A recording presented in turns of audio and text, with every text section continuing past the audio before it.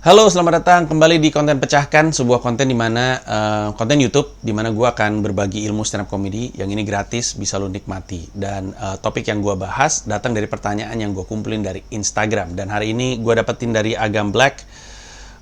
Dia pertanyaannya, gue kayaknya aliran storytelling bang. Apakah itu aman atau monoton? Thank you kalau berkenan dijawab. Mari kita jawab.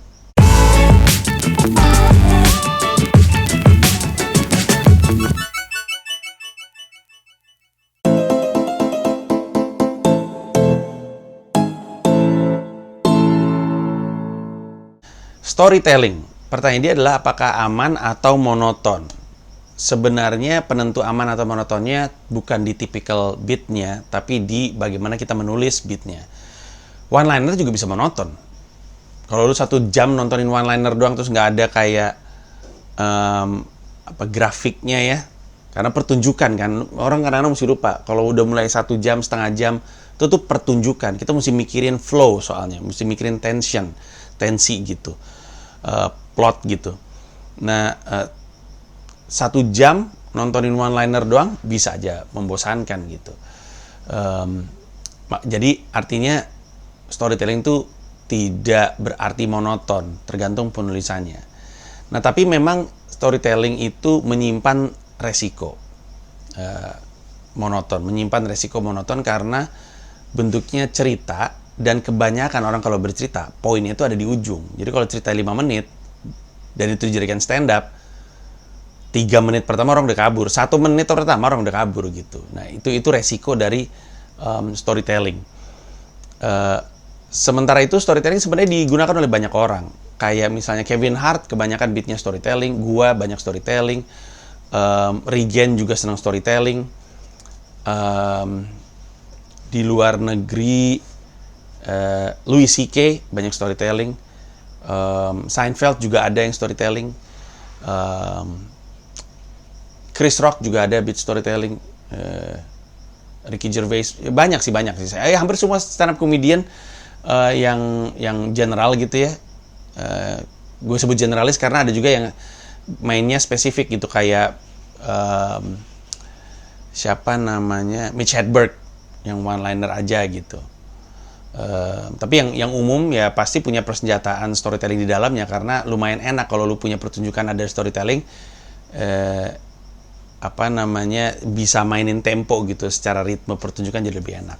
Nah, pertanyaannya sekarang adalah gimana caranya untuk membuat beat storytelling itu tidak monoton. Ada 2 pendekatan. Pertama, story atau cerita yang lu ambil dari kehidupan lo atau dari pengalaman lo untuk dijadikan beat adalah memang beat atau story yang LPM-nya tinggi. Emang ceritanya tuh lucu banget. Di setiap aspek dari cerita tersebut, itu lucu terus. Kadang-kadang kita punya tuh pengalaman-pengalaman hidup seperti itu, yang dari awal cerita, dari mulainya aja udah aneh sendiri tuh cerita sampai ujung. Contohnya untuk gue adalah beat storytelling gue soal beat Shanghai atau beat Rumah Gue Kecurian dari Bhinneka Tunggal Tawa. Itu kejadiannya dari awal sampai akhir tuh aneh-aneh semua sebenarnya, tanpa harus ditambahin apapun. Nah, ada cerita yang panjang banget tapi mesti diisi sama sesuatu supaya dia tidak monoton. Di stand up disebutnya mungkin nggak half punch, gue juga kurang paham ya. Half itu kan kalau misalkan 1 punchline ada half-nya. Nah, tapi kadang-kadang untuk 1 chunk storytelling dia ada beberapa selipan di dalamnya yang kita mesti taruh untuk membuat setidaknya LPM-nya rada rapat gitu. Dan itu kadang-kadang adalah kesempatan kita untuk bermain dengan majas. Misalnya kita lagi ngomongin sesuatu, misalkan kita tulis nih storytelling nih, beat storytelling panjang. Kita tulis, terus kita seperti yang pernah gue ajarkan, kita timing kan. Kita timing untuk kita tahu nih, 1 menit kena berapa nih? 5 menit, 2 menit dapat berapa punchline? 3 menit dapat berapa punchline? 5 menit dapat berapa punchline? Ternyata kosong banget. Habis itu lu lihat lagi tulisannya. Mana yang gue bisa isi dengan bermain majas. Misalnya ceritanya tentang G tuh punya beat brilian sekali tentang storytelling tentang kebakaran. Dan gue bisa asumsikan, walaupun gue sekarang lupa ingat, gue bisa asumsikan G ngisi tuh dengan punchline bisa berupa act out, Dan act out adalah kesempatan yang enak untuk bermain hiperbola, baik itu hiperbola secara reaksi fisik gitu ya, act out, ataupun hiperbola secara oral yang akhirnya mainnya di ekspresi, ataupun diisi dengan yang paling gampang dan paling nempel di kepala gue tuh sarkasme, being sarcastic terhadap sesuatu. Misalnya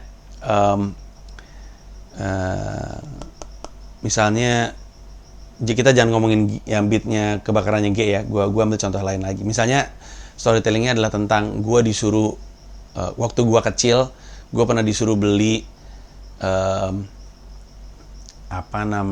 pembalut ke warung misalnya ya. Ini kan premis umum nih.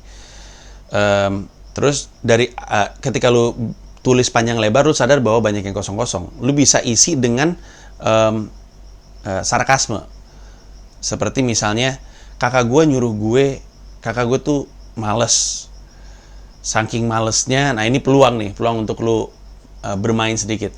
Kakak gue males, saking malesnya dia kalau mandi nggak buka baju misalnya. Adalah senyum tipis gitu. Terus dia nyuruh gue untuk beliin pembalut ke warung. Terus kakak gue bilang, lu tahu kan pembalut seperti apa? Terus gue, karena gue kesel, gue jawab aja, ya tau lah gue pembalut, walaupun gue laki-laki, gue kan orangnya kan peduli banget dengan perempuan, dan gue bergaul dengan perempuan. Kehidupan gue memang sangat perempuan dari kecil, masa sih gue nggak tahu? Itu kan sarkastik gitu ya. Nah, itu kan selipan-selipan, yang mana kan sebenarnya cerita asalnya adalah kakak gue males, dia mau ke warung tapi dia males, terus dia nyuruh gue untuk pergi ke warung untuk beli pembalut. Itu kan ceritanya segitu, nggak ada lucunya. Terus lu selipin, kakak gue males, saking malesnya dia kalau mandi nggak buka baju.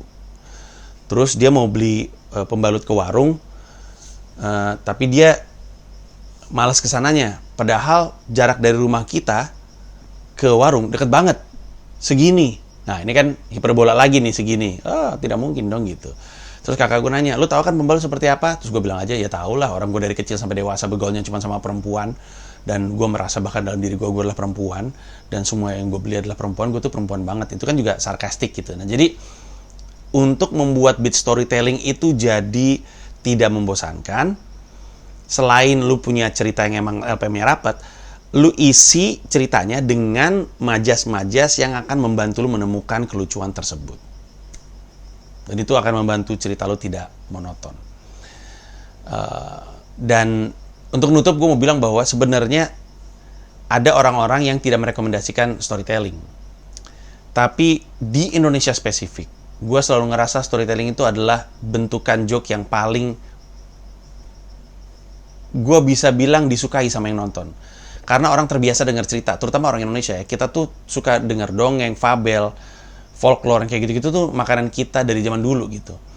Makanya ketika beat dihantarkan dalam bentuk cerita, orang tuh mudah untuk mengkonsumsinya karena ini format yang dia kenal. Ketimbang misalnya one-liner, rule of three, yang formulaik gitu ya, yang lurus-lurus patah gitu. Cerita itu lebih gampang karena orang jadi kayak muncul theater of mind, bisa ngebayangin. Dan dari sisi pertunjukan, ngabisin waktu cukup lama. Lu stand up 1 jam, beat storytelling itu bisa 5 menit gitu. Yang mana kalau misalnya one-liner kan cuma berapa detik gitu kan. Jadi ya cukup menyenangkan lah. Itu jawabannya. Terima kasih banyak untuk Agam Black. Dan kalau misalkan lu pengen belajar stand up comedy sama gue langsung, silakan masuk aja ke pecahkan.com. Thank you.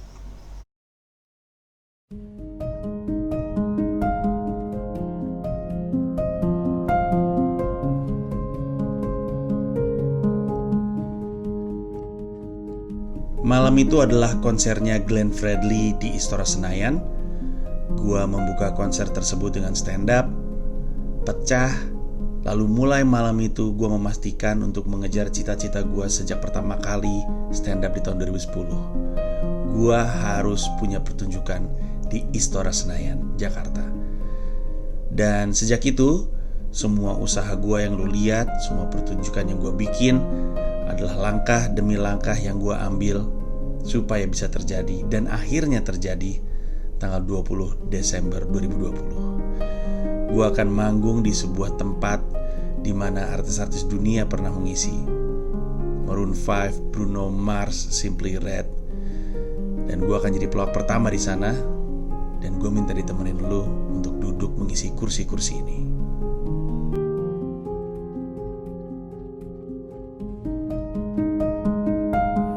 Lu akan duduk di sekitar istora ini. Semua sisi yang lu bisa lihat akan diisi oleh penonton.